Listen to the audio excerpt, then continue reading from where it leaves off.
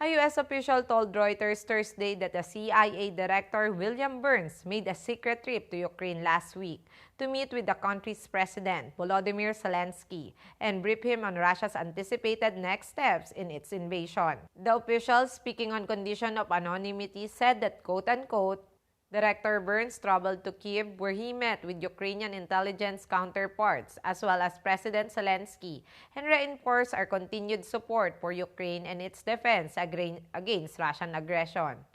The official declined to say when the secret rendezvous took place, but the Washington Post, which first reported the meeting, said it happened at the end of last week.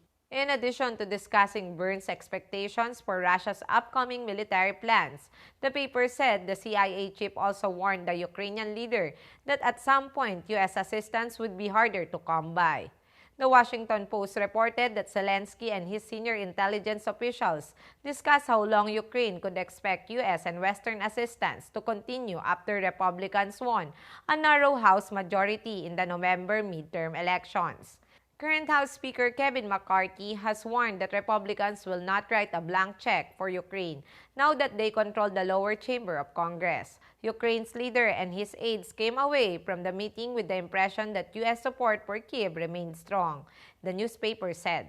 Burns has repeatedly briefed Zelensky since Russia invaded Ukraine on February 24, 2022, passing on intelligence about the Kremlin's war plans and intentions. The CIA director told the PBS NewsHour last month that agency analysis predicted a reduced tempo and fighting between the two militaries as winter sets in.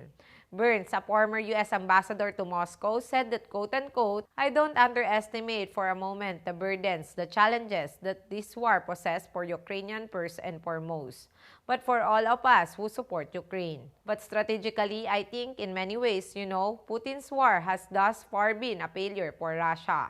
The Biden administration announced Thursday a new package of military assistance for Ukraine valued at up to $2.5 billion, including hundreds of armored vehicles and support for Ukraine's air defense.